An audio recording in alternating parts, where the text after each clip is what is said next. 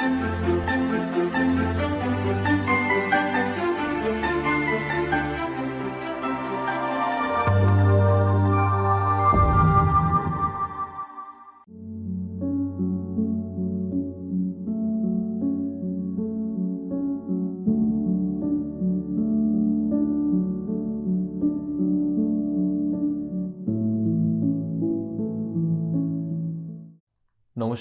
প্রিয় শিক্ষার্থীগণ, আজকে আমরা যে পাঠটি নিয়ে আলোচনা করব সেটি হলো উদীয়মান ভারত সম্পর্কে স্বামী বিবেকানন্দের দৃষ্টিভঙ্গি। স্বামীজি একজন দার্শনিক ছিলেন, একই সঙ্গে তিনি একজন সমাজ সংস্কারক এবং দেশপ্রেমিক ছিলেন। ভারতের উন্নতির জন্য তার নিবেদিত প্রাণ ছিল। জাতীয় শক্তির ভিত্তি হিসাবে আধ্যাত্মিক চেতনার বৃদ্ধি, নৈতিক সততা ও সামগ্রিক বিকাশের পক্ষে তিনি সওয়াল করেছিলেন। সমাজের উন্নতি সাধনের জন্য জাতীয় ঐক্য, স্বনির্ভরতা ও যুব ক্ষমতায়নের জোর দিয়েছিলেন। তার শিক্ষা এবং তার দর্শন একটি শক্তিশালী, অন্তর্ভুক্তিমূলক এবং প্রগতিশীল ভারতের জন্য দিক নির্দেশ করে। পাঠ শুরু করার আগে দেখে নেওয়া যাক আজকের পাঠের উদ্দেশ্য বা অবজেক্টিভসগুলি কী কী। আশা করা হচ্ছে যে আজকের পাঠের পরে আপনারা স্বামী বিবেকানন্দের দৃষ্টিভঙ্গি বুঝতে পারবেন, সমসাময়িক ভারতের জন্য স্বামীজির দৃষ্টিভঙ্গির প্রাসঙ্গিকতা ব্যাখ্যা করতে পারবেন এবং একটি উদীয়মান ভারতের উন্নয়নের জন্য মূল বিন্দুগুলি প্রস্তাব করতে পারবেন। স্বামীজি, যেমন আগেই বলেছি, একজন অসামান্য সমাজ সংস্কারক, একজন মহান দেশপ্রেমিক, একই সঙ্গে তিনি কিন্তু তৎকালীন ভারতীয় সমাজের একজন সমালোচক ছিলেন। তার এই সমালোচনা কিন্তু গঠনমূলক, নীতিমূলক নয়। তিনি ভারতের অন্যতম শ্রেষ্ঠ দার্শনিক হিসেবে বিবেচিত হন। তিনি একজন চিন্তাবিদ হওয়ার পাশাপাশি একজন কর্মমুখর মানুষ ছিলেন, যিনি ভারতের অগ্রগতির জন্য মূল্যবান দিক নির্দেশ করে গেছেন। কর্মমুখর মানুষ বলতে আমরা কি বলতে চাইছি? একজন ম্যান অফ অ্যাকশন। তিনি যা চিন্তা করেছেন, যে দর্শন দিয়ে গেছেন, সেগুলিকে বাস্তবে প্রয়োগ করার পন্থাও বলে গেছেন এবং আমরা দেখতে পাই রামকৃষ্ণ মিশন ও মঠে তার বাস্তবিক প্রয়োগ, ব্যবহারিক প্রয়োগ। স্বামীজি ভারতবর্ষকে পুণ্যভূমি হিসেবে দেখেন এবং তিনি মনে করতেন ভারতবর্ষের সেই ক্ষমতা রয়েছে যার দ্বারা ভারতবর্ষ বাকি পৃথিবীকে বুদ্ধিবৃত্তিক এবং আধ্যাত্মিক উন্নয়নের জন্য পথ দেখাতে পারে। স্বামীজি ভারতবর্ষের পতনের জন্য বা বলা ভালো অনুন্নয়নের কারণ হিসেবে বেশ কিছু কারণকে চিহ্নিত করেছিলেন। সেই কারণগুলিকে দেখে নেওয়া যাক এক এক করে। প্রথমত, জাতীয় ঐক্যের অভাব, মানুষে ভেদাভেদ। দ্বিতীয়ত, জনগণের প্রতি অবহেলা, নিপীড়ন, দরিদ্র মানুষের প্রতি অবহেলা, নিপীড়ন। তৃতীয়ত, ধর্মের অপব্যবহার, ধর্মের নামে যা ধর্ম নয় সেই অধর্ম করে যাওয়া। চতুর্থত, অভিজাত শ্রেণীর দ্বারা শিক্ষার উপর একচেটিয়া অধিকার এবং নারীর ক্ষমতায়নের প্রতি অবহেলা বা নারীর অধিকারকে খর্ব করা। এই প্রসঙ্গে আমরা আনন্দবাজার পত্রিকাতে যে প্রবন্ধ বেরিয়েছিল স্বামী সুপর্ণানন্দের, সেটি দেখে নিতে পারি।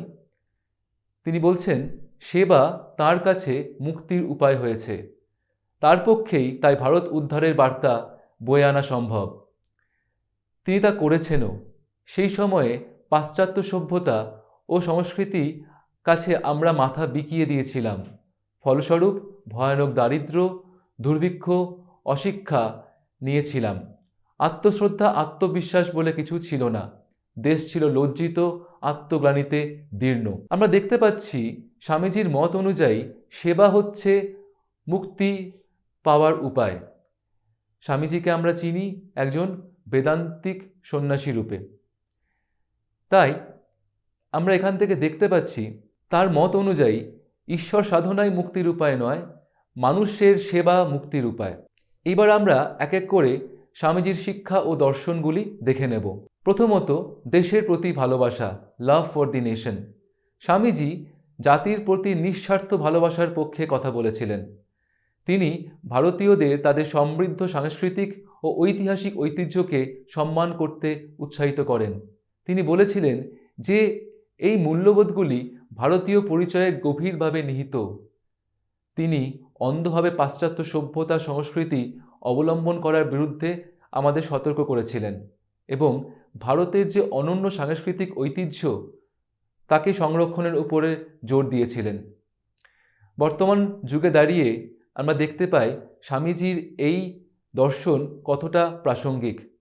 আমরা এখন দেখতে পাই আমরা যে পাশ্চাত্য সভ্যতাকে অনুসরণ করছি আমরা তার শুধু খারাপ দিকগুলো নিয়েছি, বা বলা যেতে পারে আমরা তার নাইট কালচারটাকে গ্রহণ করেছি, ডে কালচারকে নয়। অর্থাৎ যেটা বলা যেতে পারে ডে কালচার মানে কি বোঝাতে চাইছি, তারা সপ্তাহের 5টা দিন প্রচণ্ড পরিশ্রম করে এবং 2টো দিন তারা নিজেদের মতো সময় কাটায়। আমরা সেই 2টো দিন গ্রহণ করেছি, কিন্তু বাকি 5 দিনের যে কর্মমুখর জীবন তাকে আমরা কিন্তু গ্রহণ করিনি।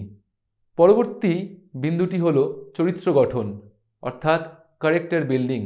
স্বামীজি চরিত্র গঠনের ওপরে অত্যন্ত গুরুত্ব আরোপ করেছিলেন।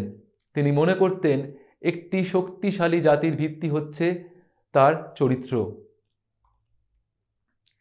এই প্রসঙ্গে একটি গল্প বলা যেতে পারে। স্বামীজি আমরা জানি দীর্ঘ কিছু বছর ইউরোপ আমেরিকায় ছিলেন। সেই সময়ের একটি ঘটনা, একজন ভদ্রমহিলা তার পোশাক দেখে মন্তব্য করেন, "can't you wear proper clothes to look like a gentleman?" Swamiji তাকে প্রত্যুত্তরে বলেন, "in your culture a tailor makes a gentleman, but in our culture character makes gentleman." এই গল্পটি প্রমাণ করে স্বামীজি তার দেশ এবং সহদেশবাসীকে কতটা ভালোবাসতেন এবং শ্রদ্ধা করতেন। সেই সাথে এই গল্পটি আরও প্রমাণ করে চরিত্র, এই ধারণাটিকে স্বামীজি কতটা গুরুত্ব দিয়েছিলেন। তিনি মনে করতেন জাতি গঠন এবং সমাজ সংস্কার যদি করতে হয় তাহলে চরিত্র গঠন অপরিহার্য, এছাড়া জাতির গঠন সম্ভব নয়। স্বামীজি বলছেন এমন চরিত্র গঠন করতে হবে তা যেমনি উদার তেমনি গভীর, অর্থাৎ তা উদারও হতে হবে আবার গভীরও হতে হবে, ওপরে ওপরে নয়, তাকে প্রচণ্ড গভীর হতে হবে। অর্থাৎ সেই চরিত্র হবে নমনীয়, যা কিছু সমস্যা আসবে সমাধান করতে পারবে। চরিত্র দ্বারা তিনি এমন এক ব্যক্তির কল্পনা করছেন যিনি হবেন সত্যিকারের দেশপ্রেমিক, যিনি কোনো রকম বৈষম্য, নিপীড়ন এবং অসামাজিক কার্যকলাপের বিরুদ্ধে রুখে দাঁড়াবেন। তিনি একজন দৃপ্ত চরিত্রের মানুষ হবেন, দৃঢ় চরিত্রের মানুষ হবেন, যিনি দায়িত্ব ও নৈতিকতাকে এবং ব্যক্তিগত লাভের চেয়ে সমাজের উন্নতির, সমাজের লাভকে অগ্রাধিকার দেবেন। পরবর্তী বিন্দুটি হল আত্মনির্ভরশীলতা, অর্থাৎ সেলফ রিলায়েন্স। এই বিন্দুটি আলোচনা করার শুরুতে আমার একটি প্রশ্ন হলো, জাতি কাকে বলে? একটি জাতির ধারণাকে তার ব্যক্তিদের চরিত্রের সমষ্টি হিসাবে আমরা ভাবতে পারি, অর্থাৎ সেই জাতিটি যে সমস্ত ব্যক্তি দ্বারা তৈরি, গঠিত, তাদের সম্মিলিত চরিত্রের সমষ্টি হচ্ছে সেই জাতির চরিত্র, সেই জাতি। অর্থাৎ আমরা যদি একটি শক্তিশালী আত্মনির্ভরশীল জাতি গঠনের আকাঙ্ক্ষা করি তবে আমাদের প্রয়োজন সকল নাগরিকের শক্তিশালী চরিত্র গঠন। স্বামীজি এই প্রসঙ্গে বারবার বলেছেন শিক্ষা হচ্ছে সেই মাধ্যম যার দ্বারা এটি আমরা করতে পারি।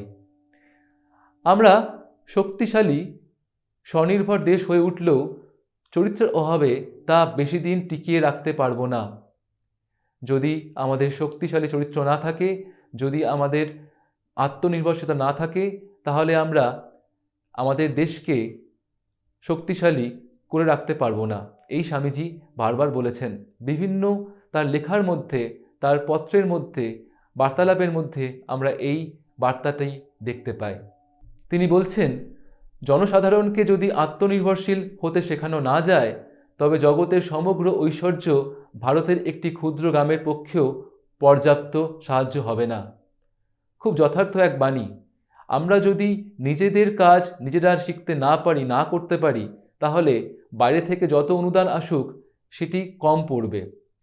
তিনি পরনির্ভরতাকে দুর্বলতার একটি রূপ হিসেবে বিবেচনা করতেন।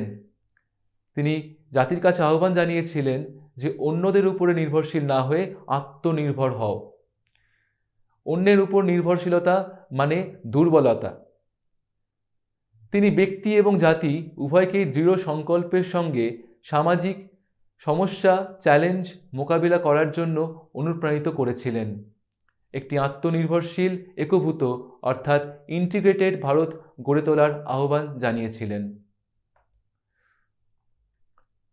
পরবর্তী বিন্দুটি হল সমাজের সেবা অর্থাৎ সার্ভিস টু সোসাইটি। বিবেকানন্দ তার দর্শনে নিঃস্বার্থ সেবার উপরে জোর দিয়েছেন।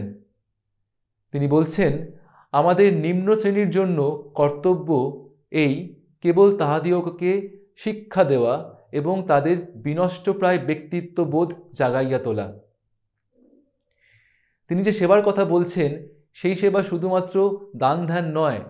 তিনি সেই সেবার কথা বলছেন যেখানে সব ত্যাগ করে যুব সম্প্রদায় গ্রামে গ্রামে যাবে।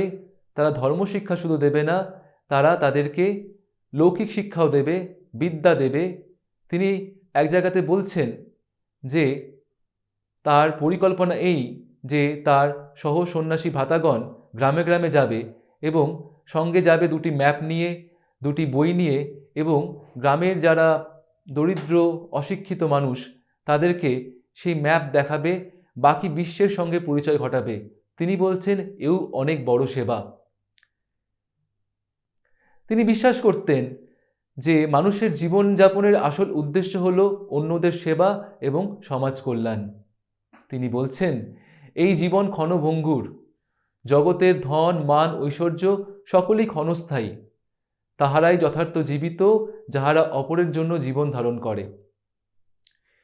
অর্থাৎ এই জীবন ক্ষণভঙ্গুর, অর্থাৎ এই জীবন বেশি দিনের নয়।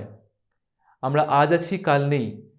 জগতে আমরা যাই পাচ্ছি, ধন মান ঐশ্বর্য, এই জগতেই রেখে যেতে হবে। রয়ে যাবে কি? আমাদের কাজ। সেই কাজ কেমন হওয়া উচিত? সেই কাজ অন্যের সেবা হওয়া উচিত। তবেই মানুষ আমাদের মনে রাখবে। তাহারাই যথার্থ জীবিত যারা অপরের জন্য জীবন ধারণ করে। এই প্রসঙ্গে আমরা আধুনিক ভারতের দুটি নাম উল্লেখ করতে পারি, রতন টাটা এবং এপিজে আব্দুল কালাম। স্বামীজি যুব সম্প্রদায়ের ক্ষমতায়নের ওপরে প্রচণ্ড জোর দিয়েছিলেন। স্বামীজির তাদের প্রতি অগাধ বিশ্বাস ছিল। তিনি মনে করতেন ভারতবর্ষকে যদি চালাতে হয়, তাকে এগিয়ে যেতে হয়, তবে যুব সম্প্রদায়কে এগিয়ে আসতে হবে, দেশের দায়িত্ব নিতে হবে। সেই জন্য তাদের দৃঢ় চরিত্রের হতে হবে, নির্ভীক হতে হবে, শক্তিশালী হতে হবে এবং একই সঙ্গে সক্রিয় হতে হবে। তিনি যুব সম্প্রদায়কে নেতৃত্ব, সাহসিকতা এবং জাতির প্রতি নিঃস্বার্থ সেবার দিকে আহ্বান জানান। পরবর্তী বিন্দু আধ্যাত্মিক জাগরণ, স্পিরিচুয়াল অ্যাকুইনিং। স্বামীজি বিশ্বাস করতেন ভারতবর্ষের প্রকৃত শক্তি তার আধ্যাত্মিক ঐতিহ্যের মধ্যে রয়েছে। এটি আমাদের শিকড়। আমরা যতই বিদেশে যাই, যতই বিদেশি পোশাক পরি, যতই বিদেশি সংস্কৃতিকে আপন সংস্কৃতি হিসেবে গ্রহণ করি, ভারতীয়ত্ব আমাদের মধ্যে নষ্ট হওয়ার নয়। তিনি সমাজের নৈতিক মূল্যবোধের প্রচারের জন্য এই আধ্যাত্মিক ঐতিহ্যের পুনরুজ্জীবনকে সমর্থন করেছিলেন। তার মত অনুযায়ী ব্যক্তিগত ও জাতীয় উন্নয়নের জন্য আভ্যন্তরীণ শক্তি এবং আধ্যাত্মিক বৃদ্ধি অপরিহার্য। কোনো গাছের শিকড় কেটে গেলে কি গাছটি বেঁচে থাকে? থাকে না। তিনি সেটাই বলেছেন যে আমাদের ভারতবর্ষের ভিত্তি হচ্ছে ধর্ম, আধ্যাত্মিকতা। তাকে আমরা ত্যাগ করতে পারবো না। যদি তাকে আমরা ত্যাগ করি, আমরা গাছের গোড়াটি কেটে দেব। তাহলে গাছ, অর্থাৎ এই অর্থে ভারতবর্ষ, কিন্তু বেঁচে থাকবে না। স্বামীজি শিক্ষার ওপর যথেষ্ট গুরুত্ব আরোপ করেছিলেন। স্বামীজির মতে শিক্ষা উচিত সামগ্রিক অর্থাৎ হলিস্টিক এবং অন্তর্ভুক্তিমূলক অর্থাৎ ইনক্লুসিভ। তিনি এমন একটি শিক্ষা ব্যবস্থার কল্পনা করেছিলেন যা প্রাচীন ভারতীয় জ্ঞানের সঙ্গে আধুনিক বৈজ্ঞানিক জ্ঞানকে একীভূত করে অর্থাৎ ইন্টিগ্রেশন করে। তিনি বিশ্বাস করতেন যে শিক্ষার উচিত ব্যক্তিকে ক্ষমতায়ন করা, চরিত্র গঠন করা এবং সমাজের প্রতি কর্তব্যবোধ জাগানো। কেবল শিক্ষা শিক্ষা শিক্ষা। ইউরোপের বহু নগর পর্যটন করিয়া তাহাদের দরিদ্রদেরও সুখ স্বাচ্ছন্দ্য ও বিদ্যা দেখিয়া আমাদের গরিবদের কথা মনে পড়িয়া অশ্রুজল বিসর্জন করিতাম। কেন এ পার্থক্য হইল? শিক্ষা, জবাব পাইলাম। শিক্ষা বলে আত্মপ্রত্যয়, আত্মপ্রত্যয় বলে অন্তর্নিহিত ব্রহ্ম জাগিয়া উঠেছেন, আর আমাদের ক্রমেই তিনি সংকুচিত হচ্ছেন। তিনি আরও বলছেন, দরিদ্র বালক যদি শিক্ষালয়ে আসিতে না পারে তবে তাহাদের নিকট শিক্ষা পৌঁছাইয়া দিতে হবে।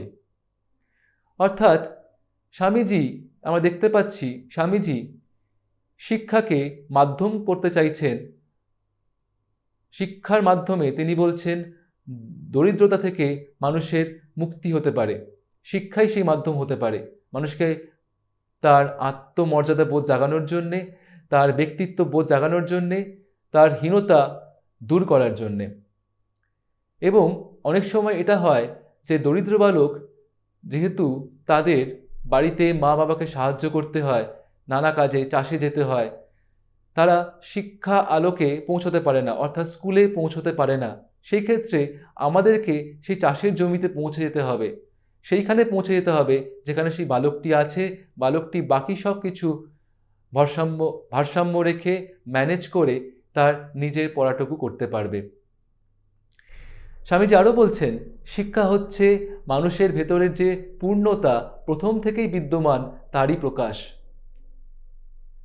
বেদান্ত দর্শনের কথাও এই যে আমাদের সবার মধ্যে এক পূর্ণতা রয়েছে, তাকে শুধু চিনতে হবে। তার উপরে নানা স্তর পড়ে রয়েছে, শিক্ষকের কাজ হওয়া উচিত সেই স্তরগুলিকে দূরীকরণ। স্বামীজি আরও বলছেন, আমরা দেখতে পাচ্ছি, সঙ্গে সঙ্গে শিক্ষা চাই, তা না হলে অনাচার ব্যভিচার আরম্ভ হবে। তবে যেরকম শিক্ষা চলেছে সেরকম নয়, পজিটিভ ইতিমূলক শেখা চায়। খালি বই পড়া শিক্ষা হলে হবে না, যাতে ক্যারেক্টার ফর্ম অর্থাৎ চরিত্র তৈরি হয়, মনের শক্তি বাড়ে, বুদ্ধির বিকাশ হয়, নিজের পায়ে নিজে দাঁড়াতে পারে, এই রকম শিক্ষা চায়। অর্থাৎ স্বামীজি এমন শিক্ষার কথা বলছেন, পজিটিভ যে শিক্ষা চরিত্র তৈরি করতে সাহায্য করবে, যে শিক্ষা দাসত্ব শেখাবে না, যে শিক্ষা নিজের সংস্কৃতির প্রতি শ্রদ্ধা বাড়াবে, যে শিক্ষা বুদ্ধির বিকাশ ঘটাবে, সেই শিক্ষা। স্বামীজি তার অনেক লেখায়, অনেক বার্তালাপে আমরা দেখতে পাই ম্যান মেকিং এডুকেশনের ওপরে জোর দিচ্ছেন। তিনি বলছেন, the ideal of all education, all training should be this, man making. But instead of that we are always trying to polish up the outside. What use in polishing up the outside when there is no inside? The end and aim of all training is to make the man grow. The man who influences, who throws his magic, as it were, upon his fellow beings, is a dynamo of power, and when that man is ready, he can do anything and everything he likes. That personality put upon anything will make it work. অর্থনৈতিক উন্নয়ন সম্বন্ধে স্বামীজি কি বলেছেন দেখে নেওয়া যাক। স্বামীজি অর্থনৈতিক উন্নয়ন ও শিল্পায়নের গুরুত্বকে স্বীকার করেছিলেন। তিনি এমন এক সংস্কার সমর্থন করেছিলেন যা জনসাধারণের জীবনযাত্রার উন্নতি করবে এবং আধ্যাত্মিক এবং বস্তুগত উন্নতির মধ্যে ভারসাম্য তৈরি করবে। আমাদের মনে রাখতে হবে স্বামীজি কোন সময়ে জন্মেছিলেন এবং তার কর্মক্ষেত্র কোন সময় অবধি ছিল। তিনি যখন কাজ করছেন, তিনি যখন এই বার্তা দিচ্ছেন, তখন ভারতবর্ষ কিন্তু ব্রিটিশদের অধীনে পরাধীন। তারা যে শিক্ষা পাচ্ছে সেই শিক্ষা ব্রিটিশদের দ্বারা দেওয়া শিক্ষা, সেখানে ভারতীয়দের নামগান নেই, সেখানে ব্রিটিশদের জয়গান আছে, ব্রিটিশদের জন্য কাজ করে যাওয়া আছে। সেই শিক্ষা পাচ্ছে যে শিক্ষা ভারতীয়দের নিজেদের অর্থনৈতিক উন্নয়ন এবং শিল্পায়নের কথা বলছে না, বরং বলা হচ্ছে তোমরা পড়াশোনা করো, তোমরা কেরানি হও। স্বামীজি কিন্তু সেই শিক্ষার কথা বলছেন না। তিনি বলছেন এমন শিক্ষা হওয়া উচিত যেখানে তারা হাই এডুকেশন না পেলেও চলবে, কিন্তু তারা যেন টেকনিক্যাল এডুকেশনটা পায়, তাহলেও নিজে করে খেয়ে বাঁচবে। আমরা দেখতে পাই তার লেখায় তিনি বারবার কিন্তু এই কথা বলছেন, এমন শিক্ষা যা তারা করে খেয়ে বাঁচবে, অর্থাৎ নিজের পায়ে নিয়ে দাঁড়াবে, এবং এটাও কিন্তু এক প্রকার অর্থনৈতিক উন্নয়ন, সেলফ সাফিসিয়েন্ট হওয়া। আমরা দেখতে পাচ্ছি তিনি এক জায়গায় বলছেন, ক্রমশ ওই সকল প্রধান কেন্দ্রে কৃষি বাণিজ্য প্রভৃতি শেখানো যাবে এবং শিল্পাদিরও যাহাতে এদেশে উন্নতি হয় তদুপায়ে কর্মশালা খোলা যাবে। কর্মশালার মাল বিক্রয় যাহাতে ইউরোপে ও আমেরিকায় হয় তার জন্য উক্ত দেশসমূহের সভা স্থাপনা হইয়াছে ও হইবে। আমরা দেখতে পাচ্ছি স্বামীজি এবং তার সহ সন্ন্যাসীরা যে রামকৃষ্ণ মঠ মিশন শুরু করেছিলেন, সেখানে তাদের পরিকল্পনা ছিল শুধুমাত্র শিক্ষা দেওয়া নয়, শুধুমাত্র সেবা দান করা নয়, শুধুমাত্র ঈশ্বরের পূজা নয়, তারই সঙ্গে দেশের মানুষকে সেলফ সাফিসিয়েন্ট হওয়ার শিক্ষা দেওয়ার। পরবর্তী বিন্দু হল বৈচিত্র্যের মধ্যে ঐক্য। স্বামীজি বলছেন বহুত্ব বা বিচিত্রতাই সৃষ্টি, যদি এই বিচিত্রতা না থাকে তবে সৃষ্টি লোপ পাইবে। স্বামীজি ভারতের বিভিন্ন সম্প্রদায়ের মধ্যে ঐক্যের ওপর জোর দিয়েছিলেন, কোনো একটি নির্দিষ্ট ধর্ম বা বর্ণের উপর জোর তিনি দেননি। তিনি সমস্ত ধর্ম বর্ণ জাতির মধ্যে পারস্পরিক শ্রদ্ধা ও বোঝাপড়ার প্রচারক ছিলেন। তিনি বিশ্বাস করেছিলেন যে বৈচিত্র্যের মধ্যে একতা ভারতের সবচেয়ে বড় শক্তি। তিনি মূর্খ ভারতবাসী, চণ্ডাল ভারতবাসী, দরিদ্র ভারতবাসীকে নিজের ভাই বলতে দ্বিধা করেননি। তিনি মনে করতেন এই ভ্রাতৃত্ববোধ একটি সমন্বিত সৌহার্দ্যপূর্ণ সমাজের কেন্দ্রবিন্দু। এবারে দেখে নেওয়া যাক নারীর ক্ষমতায়ন সম্পর্কে স্বামীজির কি মন্তব্য। তিনি বলছেন, নারীদের অবস্থার উন্নতি না হলে পৃথিবীর কল্যাণের কোনো সুযোগ নেই। একটি পাখির পক্ষে শুধুমাত্র একটি ডানায় উড়ে যাওয়া সম্ভব নয়। সত্যিই তো, একটি পাখি কি একটি ডানায় উঠতে পারে? এখানে একটি পাখি বলতে তিনি ভারতবর্ষকে বোঝাচ্ছেন। ভারতবর্ষের অর্ধেক হচ্ছে নারী, অর্ধেক পুরুষ। তাহলে সেই অর্ধেক নারী যদি উন্নতি না হয়, তারা যদি নিজেদের অধিকার না পান, তাহলে কি সমস্ত ভারতবর্ষের কি উন্নতি সাধন সম্ভব? সম্ভব নয়। এই শিক্ষা আমাদের গ্রহণ করতে হবে, এই শিক্ষা আমাদের পাথেয় করতে হবে আগামী দিনের ভারতবর্ষের এগিয়ে নিয়ে যাওয়ার জন্যে। স্বামীজি বলছেন, প্রথমে নারীদের শিক্ষিত করো এবং তারপর তাদের নিজেদের ওপর ছেড়ে দাও।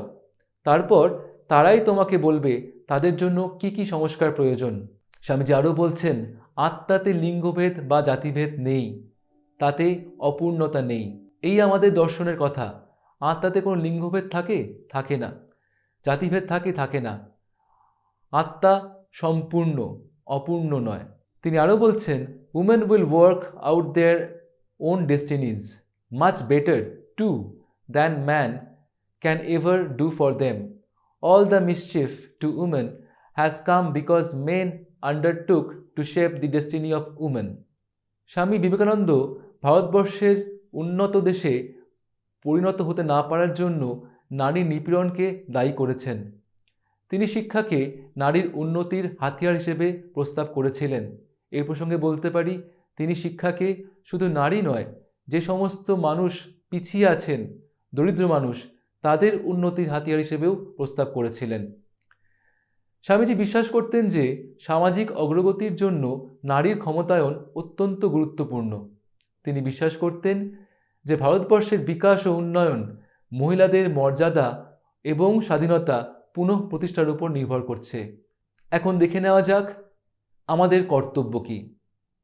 স্বামীজি বলছেন, if there are holes in this national ship, this society of ours, let us go and stop the holes.